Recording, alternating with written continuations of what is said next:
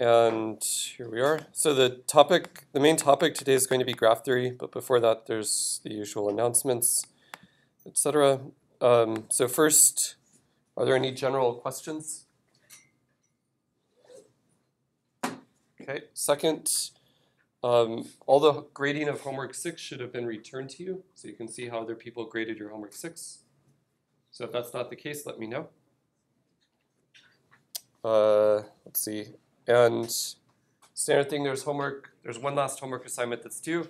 It's due on Monday morning at 6 a.m.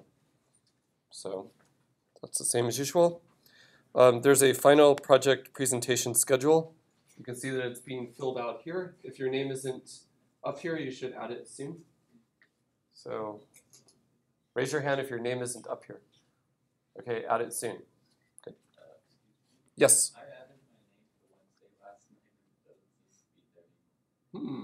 Wednesday seems very popular. Maybe somebody removed you.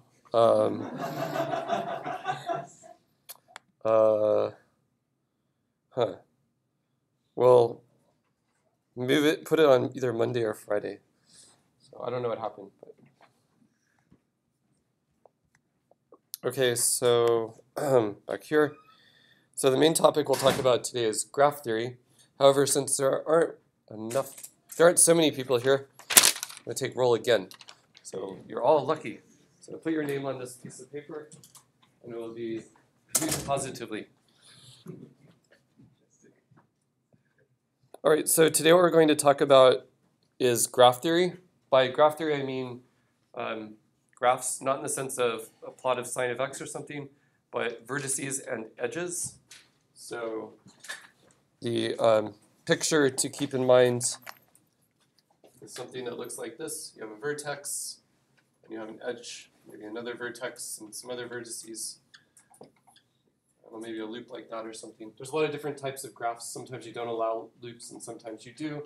Sometimes you make the graphs directed, and sometimes you don't, etc., etc. There are a lot of data structures that correspond to graphs, so they come up a lot in computer science. There's a lot of structures that arise in nature, so they appear a lot in, say, the social sciences and so on. And so they're a big deal in applications. They're also actually a big deal in pure math research, in that a large number of things that you might consider have graphs associated to them or in some way related to graphs. And moreover, there are a lot of basic questions about graphs that one can ask that are extremely interesting and for which there's just been an enormous amount of theory built up over many years. So it's a big area of pure math and also applied math.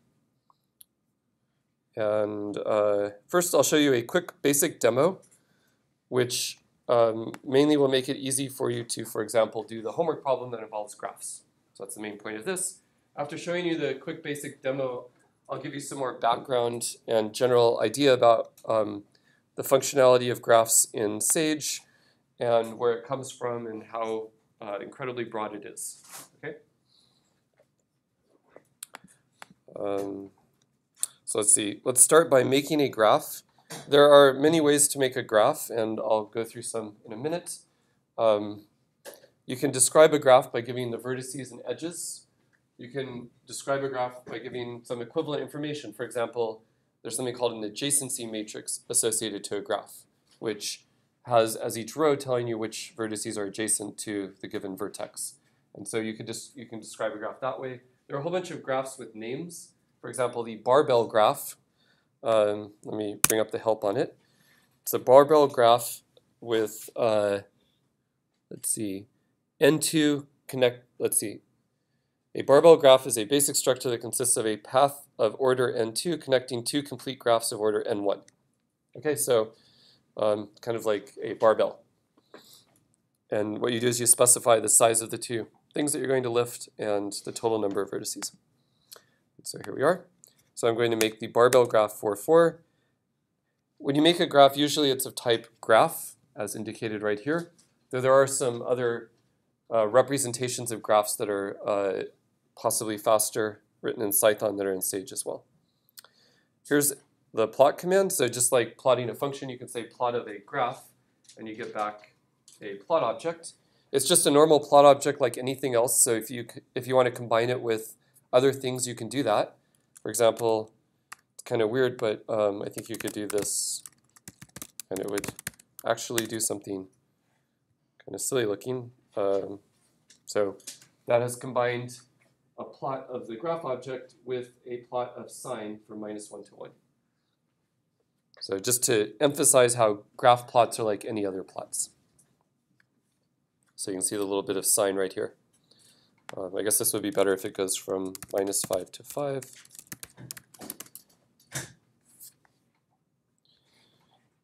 As you can see.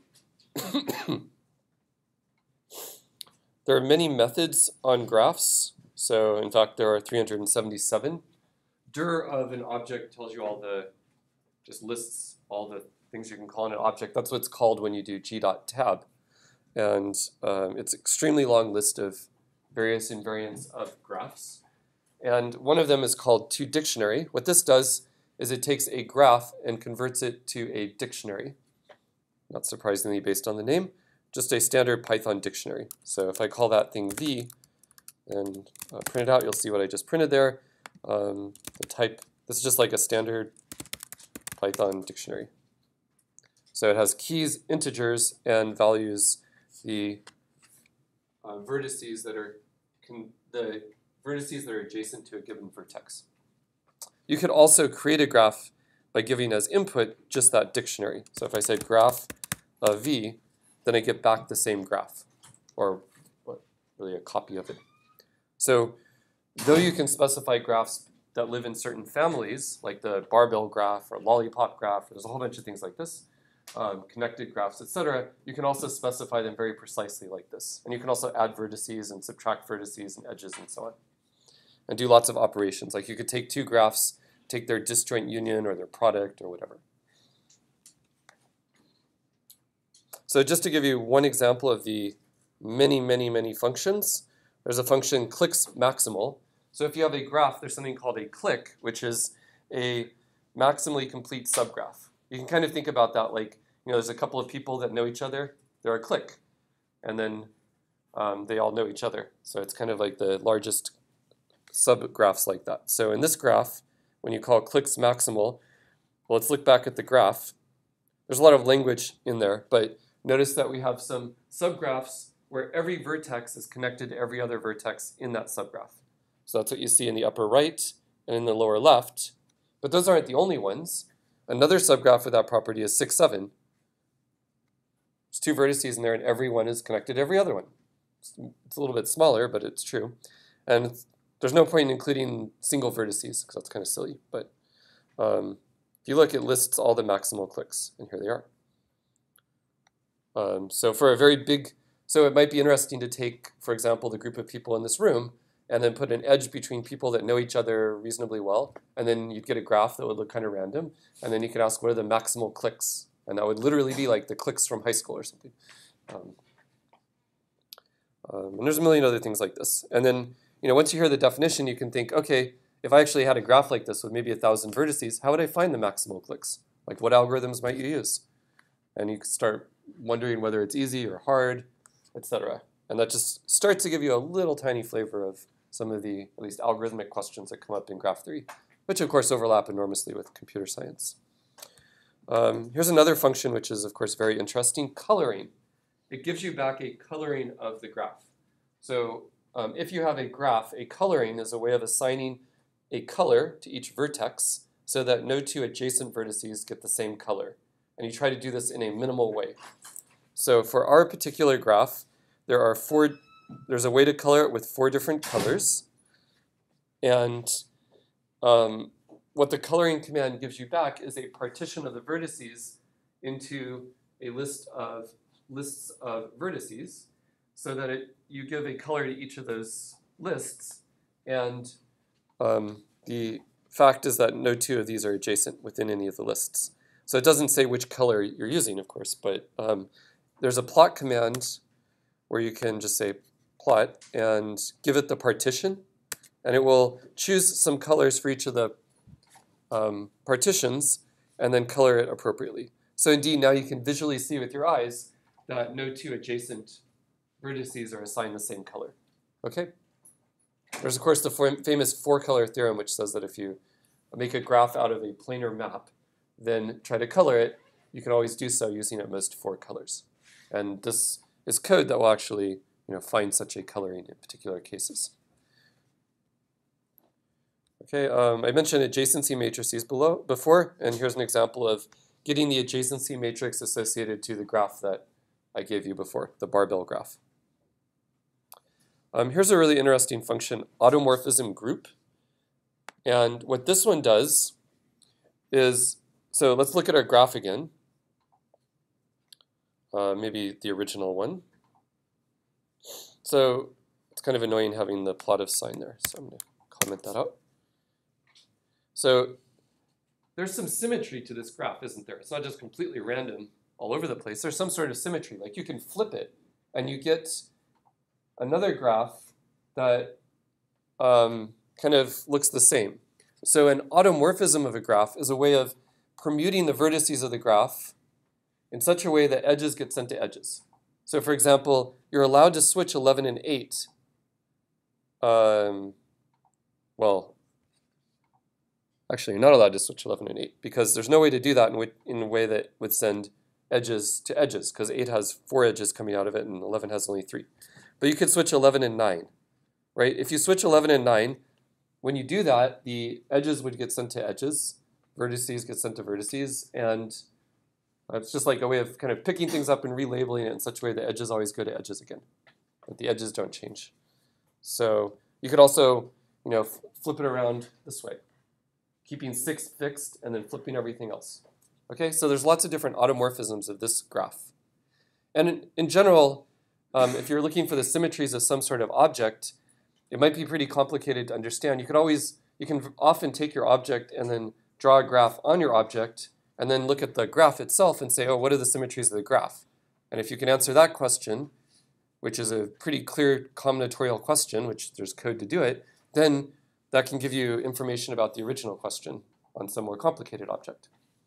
So in this particular case, here we have this graph. Oh, was I right about, was I right about 6 being a point where you can flip it? I'm totally wrong, aren't I?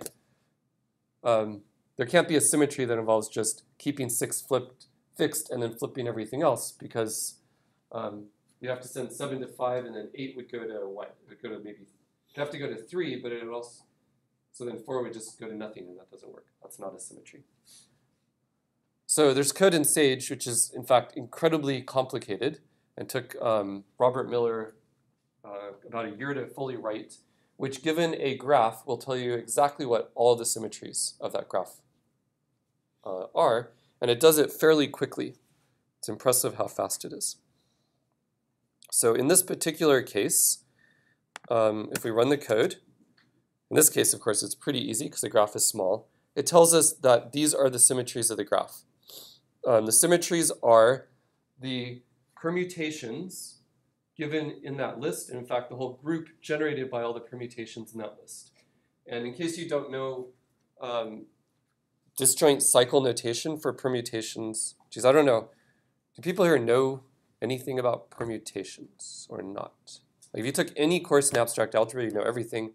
Otherwise, you probably don't know anything about them, except maybe, wait, so only like 3 people know about permutations? It's okay, just didn't know. Okay, so very briefly, a really basic and useful idea in mathematics is permutations, the ways of reordering a collection of objects. And it turns out there's a nice way to think about and write down permutations. And it's called disjoint cycle notation. One way to describe a permutation, just to fix ideas, it's often useful to just say we're going to permute the numbers between 0 and n rather than a whole bunch of different things that are complicated to name. So let's say we're just permuting numbers between 0 and n. One way to describe a permutation of the numbers between 0 and n would be to give a little table. For example, well, I can do it on the computer. You could say, let's say I want to describe a permutation of the numbers from 0 through 6 inclusive. I could simply tell you what each of the numbers goes to.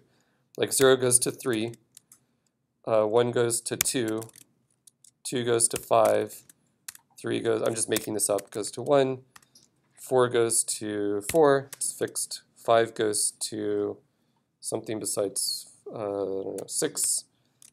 What should 6 go to? What's left? 0. Okay. So this is a permutation. It's a way of reordering the numbers from 0 to 6. And by definition, I mean it sends 0 to 3, 1 to 2, etc. That's one way to describe a permutation, but it's kind of a lot of work because you have to list a whole bunch of numbers. You're basically listing a function by giving all the inputs and the corresponding outputs. A slightly more compact notation would be to list 3, 2, 5, just list the second row, and that works as well. But then you end up wanting to do basic things like, suppose you have a permutation and another permutation, and you want to do one and then the next one. It's useful to be able to efficiently compose two permutations and be able to almost instantly see what the composition of the two permutations is. And that can be pretty painful when you have to write out each one in a row and then sort of do some work to get there. So there's another notation where what you do is you make a it's called disjoint cycle notation. And you note that any permutation, you can describe it as permuting around some things and then permuting around some other things. Basically, a permutation, well, here's how it works. So 0 goes to 3. So we just record that 0 goes to 3. And then where does 3 go? 3 goes to 1. So we record that fact. 1 goes to 2, so we record that. 2 goes to 5, so you record that. And then 5 goes to 6, and 6 goes back to 0. So I guess that's kind of boring because it's one single long cycle. But often permutations, there's another thing about permutations, which is that every permutation, you can write it as a product of as a composition of just flipping things. And I don't know, I'm trying to summarize like 2 weeks of group theory in 5 minutes. This is kind of difficult to do, but so disjoint cycle notation is where you describe a permutation by giving in parentheses a number and where it goes, and then where it goes to, and then where that one goes to, and then where the next one goes to. And then you start over and do that again for each of the other numbers, except for the permutations of size 1, or the cycles of size 1. Okay.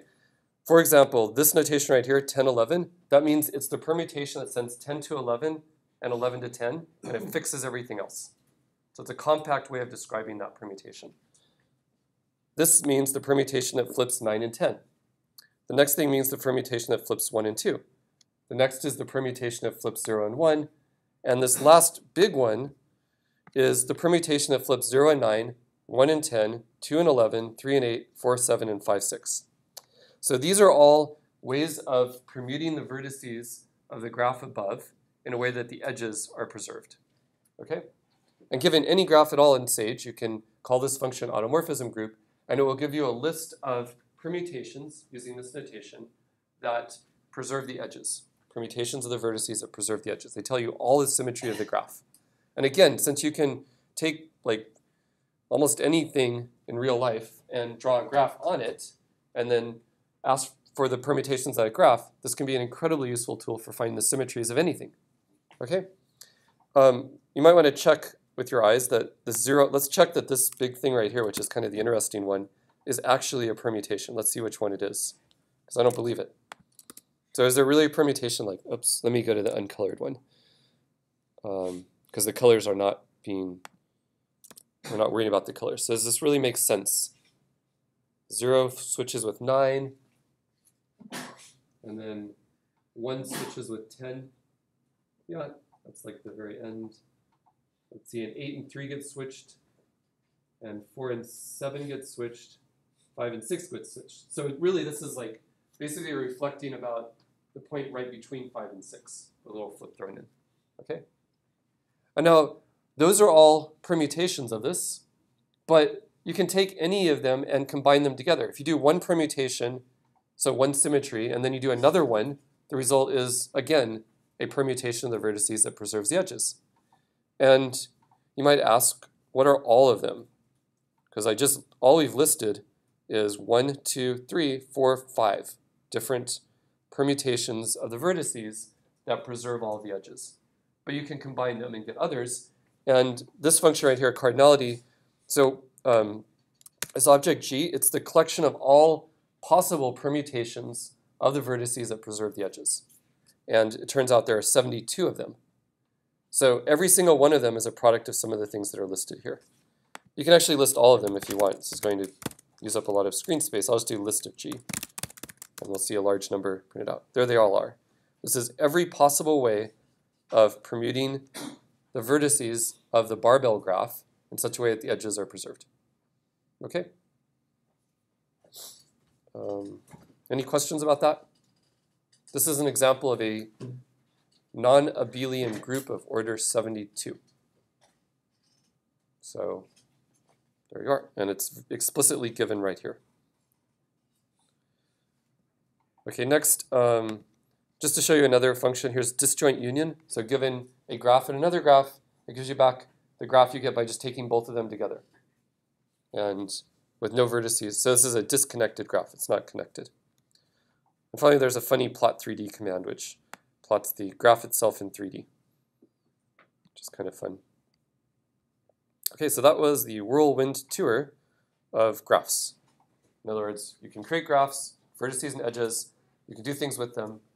I only showed you an example of a graph with no loops or directions, but there are graphs with loops, directed edges, weighted edges, all kinds of stuff. All right, so now for a historical interlude, but I'll just pause for a second. Any general questions about graphs in Sage? How many of you at least run into graphs in other classes? Cool, that's like at least half of you. And like if you've taken any computer science classes, they should be like all over the place there. And they should be all over the place in math classes, but math classes are kind of, I don't know. You want to hear me complain about our curriculum? Okay, so here's a little bit of historical background. So I'm going to tell you where graph theory in Sage came from. And what happened was in 2006, Emily Kirkman, who was an UW undergrad, she came to me and she said, I want to do some Sage development and I like graphs. What should I do? I said, implement graphs in Sage. And but I wanted her to be a little bit more systematic than just sitting down and writing some Python classes for implementing stuff, because I figured she'd work on this for several months. And what she did with Robert Miller, who was a beginning grad student, is they did a survey of all graph software, graph theory related software that they could get their hands on out there. And here it is. It's a pretty comprehensive survey. So they just got obsessed with this for like a month. And they tried out everything they could find. And you can see it's pretty big, like Java programs, C++ programs, all kinds of stuff. And I think they started, well, it's from, like 6 or 7 years ago. So it's probably somewhat dated, but things haven't changed that much in the landscape of graph theory. So for each program here that they could get their hands on or find something out about, they listed functionality that it has and information about it. Okay? So they did a comprehensive survey. And overall, there's a lot of pros and cons and pluses and minuses, but overall they decided the program that seemed to be roughly the most powerful, as far as just a big list of functionality, is something called Network X. Let me take you to the Network X website. I was surprised that they claimed that this was the best one. Oh, this is the Network X wiki page, which is somewhat dated. Here's the Network X website. Woohoo! So this is how graph displays should look in Sage, but it doesn't. So Network X is here, and you can see it's a Python library for working with graphs, digraphs, multigraphs, and so on. And let's see,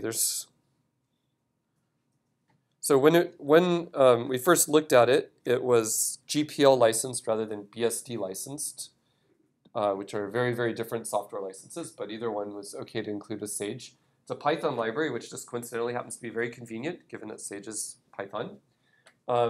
This was developed primarily at Los Alamos National Labs by people working there, but you can see that there's nothing about Los Alamos here now, so maybe they've sort of decided to advertise that a lot less than they used to.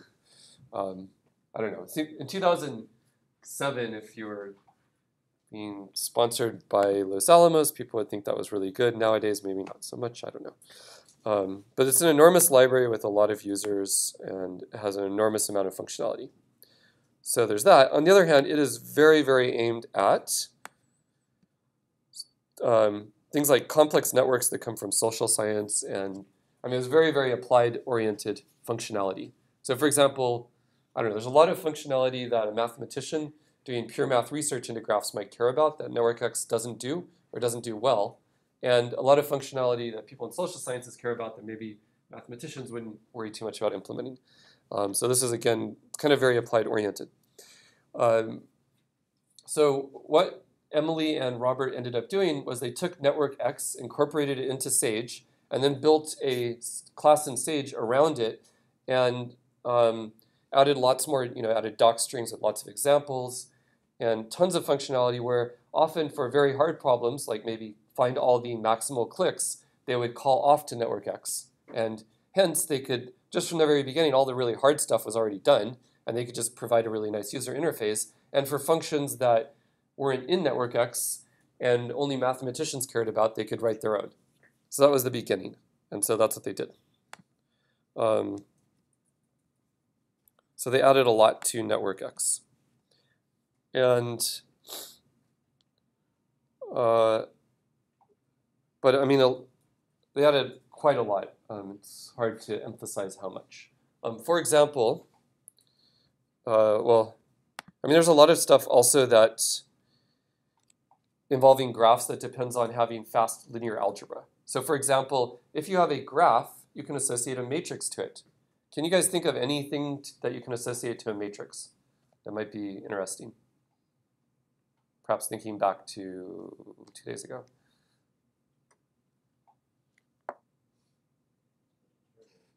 Determinants, for example, or eigenvectors and eigenvalues. Like if you have a graph, it has eigenvalues associated to it, which are a sequence of numbers that somehow measure something, and maybe tell you something about the graph. And so you can use the linear algebra that's in Sage to compute things about graphs. NetworkX doesn't have any linear algebra in it, so you can build up on various functionality in Sage for group theory, for linear algebra, etc., that's not in NetworkX or not available in really any Python libraries, to end up coming up with something that's very powerful for graph theory. And also, there's a lot of things in Sage like posets, partially ordered sets, which end up having graphs associated to them. And there's people in combinatorics that do a lot of work with posets, so they end up leveraging graphs as well. So there's all this sort of like extra infrastructure that adds value to the graph picture. But by the way, the idea of taking a graph and then considering the eigenvalues of the associated adjacency matrix is a huge deal. And it's one of the basic ideas in how Google's PageRank algorithm works, for example.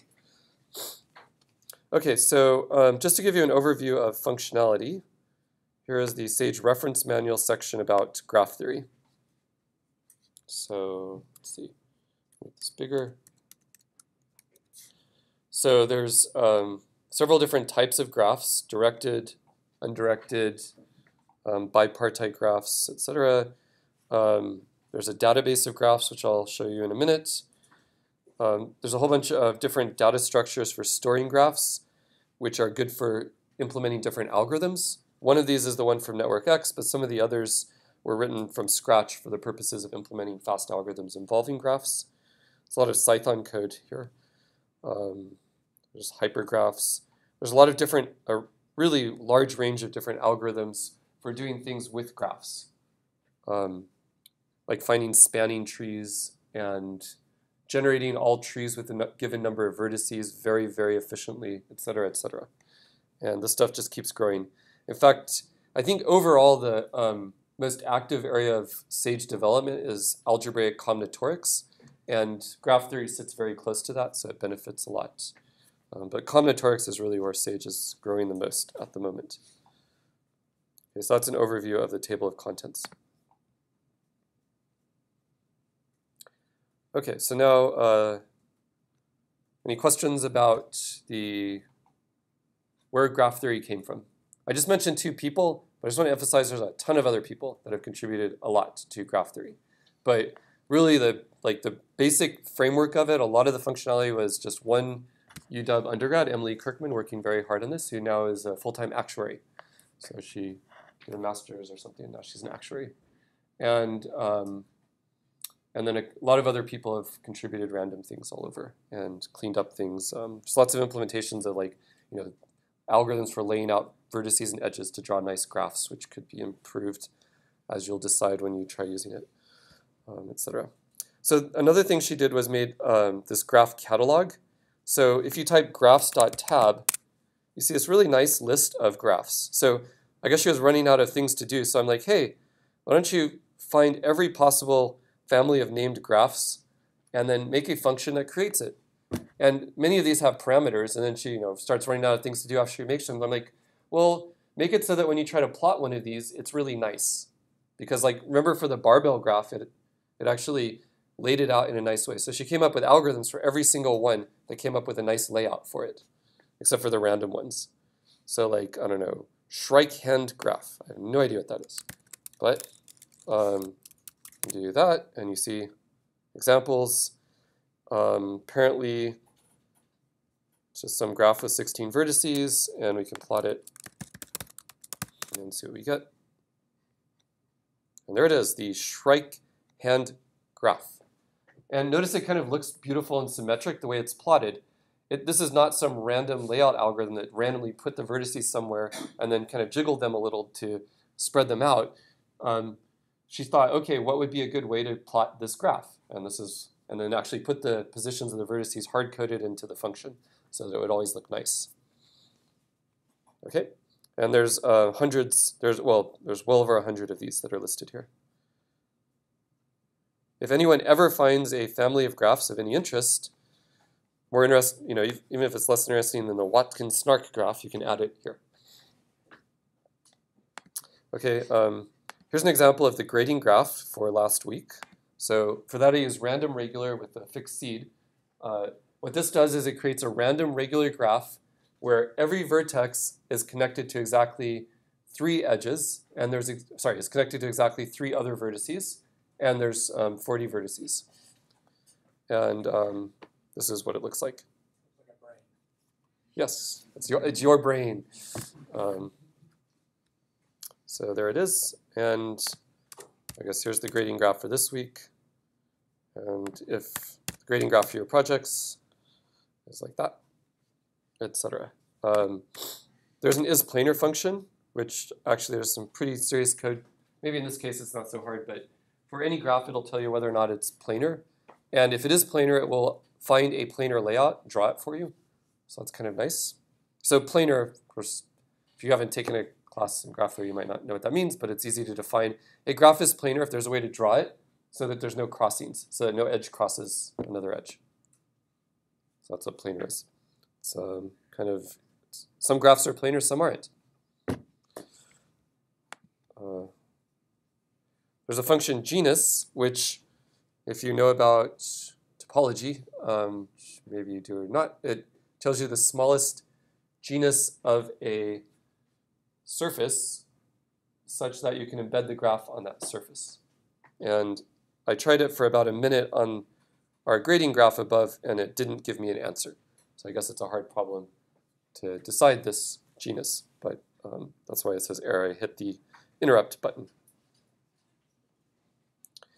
There's also a database of graphs, and see, this looks kind of ugly.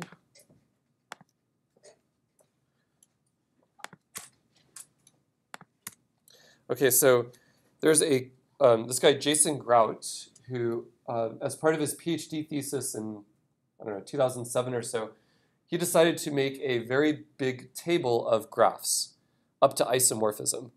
So let's say you're interested, is there a graph with 7 vertices and you list a whole bunch of properties? He can just tell you instantly yes or no. In fact, list every single one comprehensively. So he made, I think his table had all graphs up to 8 vertices, and then for each one, he made sure it wasn't isomorphic to anything so far, so they're distinct up to isomorphism.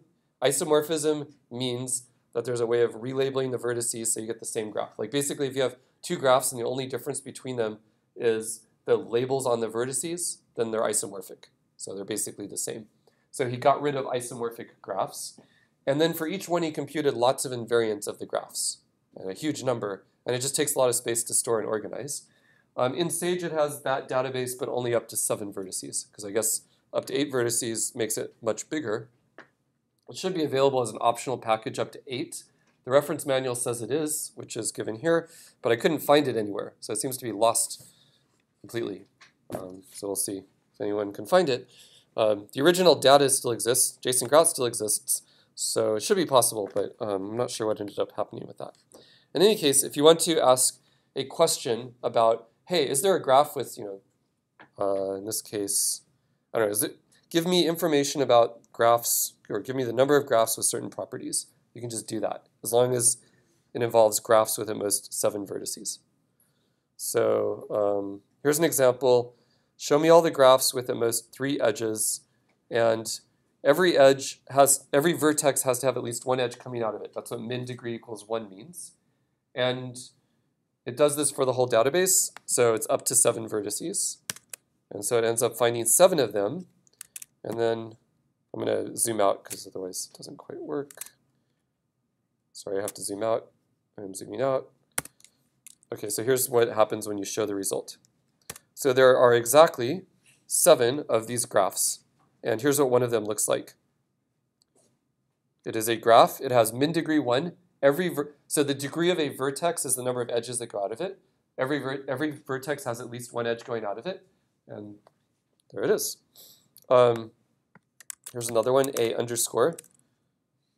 And it has just 2 vertices connected to each other. Let's see, how about D underscore K? So there's another graph with the appropriate properties.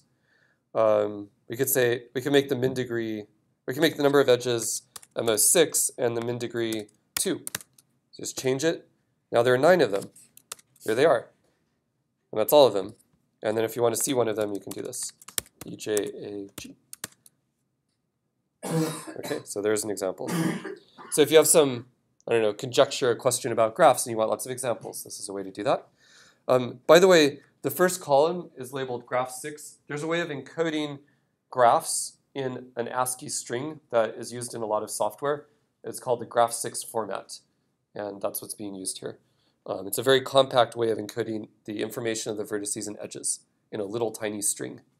You can read about it by Googling graph 6 and throw in a few more words, and you'll find a discussion of exactly how this encoding works. Here's a few other example queries, but I won't go into too much detail. So here's one related to, remember we were looking at automorphisms, so the collection of different ways of taking the graph, relabeling the vertices so that the edges are sent to edges, and this gives every single graph with 4 vertices and 4 automorphisms of, well, there it is. So there's exactly 2 of them. What are they? So let's see if we can guess without actually looking and see if we're right. So can you think of a graph that has 4 vertices and for which you can permute the vertices and the edges are preserved in 4 different ways? What? Okay, so a 4-click, that would be something that's maximally connected. So every vertex would be connected to every other vertex. Unfortunately, you would have 4 factorial different ways of permuting the vertices. Every possible way would work. And so that's 24. So that's a little too big. Can anybody think of anything else where you have 4 vertices, 4 different ways of permuting them in such a way that the edges are preserved? Empty graph. Let's see. Nope.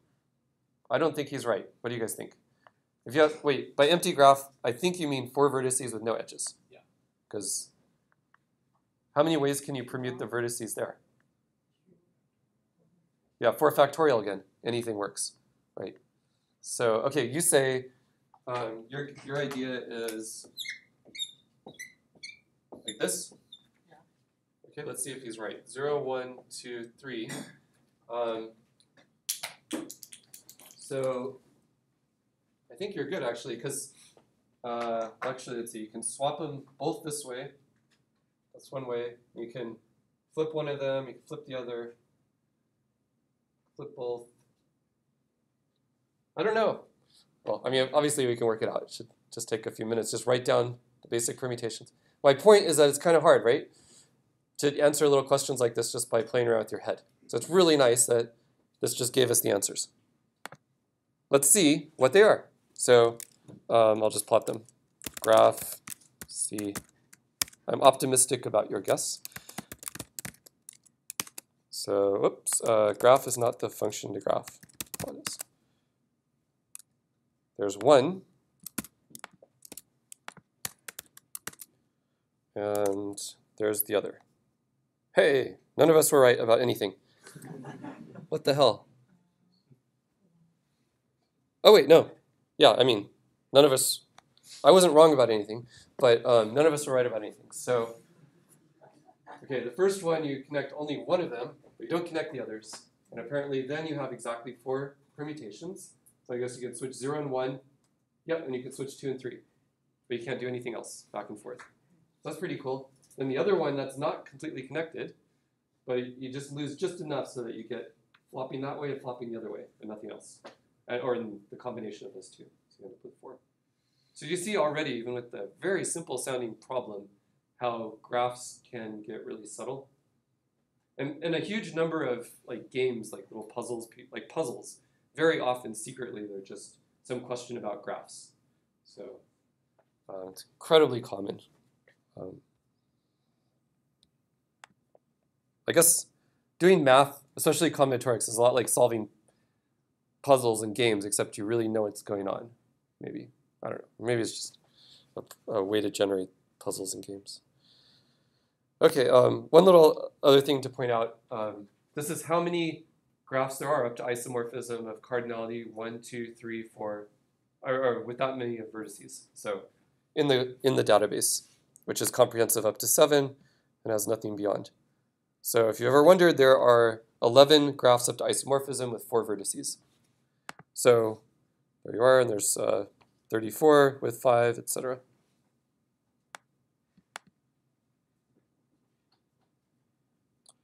Okay, so this is a little bit of the story behind the code in Sage for computing the automorphism group of a graph. So here's what happened. It was 2007, and we were putting together this graph theory library for Sage. And Magma, which is a computer algebra system that none of you will have heard of, except because I say Magma, but it's incredibly powerful. And it has some really good functionality for graph theory. And one of the key things it can do well is compute the automorphism group of a graph and many other related things. There's a lot of problems in coding theory and so on that can be reduced to more or less a question that's basically compute the automorphism group of a graph or something closely related to that. I mean, it's all kind of the same stuff. And Sage didn't have anything like that. So our standard procedure is to look around at whatever open source stuff is out there, try to choose the best, and incorporate it, or possibly improve it and incorporate it.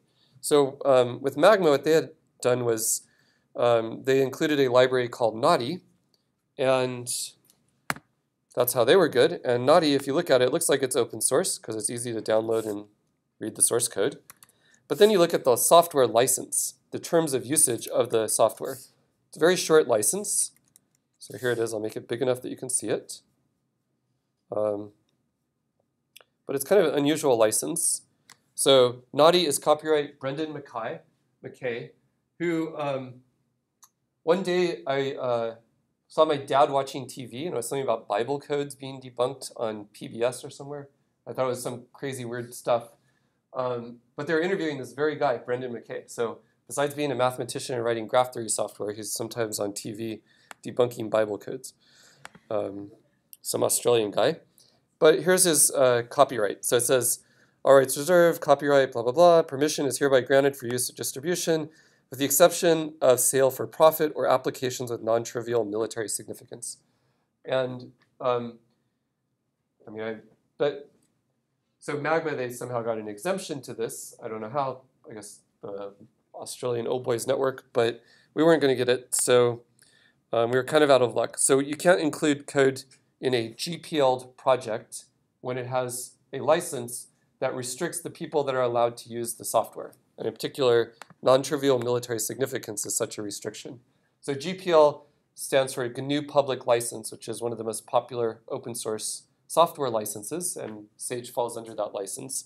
And one of the things that's very clearly stated in that license is you can't add constraints to the software that says that certain groups of people aren't allowed to use it. They're thinking about like maybe racial constraints or something, which would be really bizarre. But people who happen to be involved in the military are another group who might, be into graph theory. So they're not allowed to use Naughty, but we can't include this code in Sage. And so we were kind of really frustrated because we had nothing. And so Robert Miller was at a conference, and somebody asked him, why don't you just write the whole thing from scratch? What's so hard about it? It was not a rhetorical question. He was literally just curious. But Robert decided to try to figure out the answer, and he ended up spending like a year just reading Brendan Mackay's thesis, figuring out what was going on, and then implementing in Python from scratch the same idea. And then pushing it in some other directions that Brendan hadn't done, which were useful for coding theory and other problems. And then he did a number theory thesis with me that had absolutely nothing to do with this. And then he got a job at some place called Quid, which does like data analytics for companies, and it seems like they do a lot of graph theory. So it was useful for employment. But now he works at some startup that's owned by Home Depot. In any case, that's where the graph theory functionality started.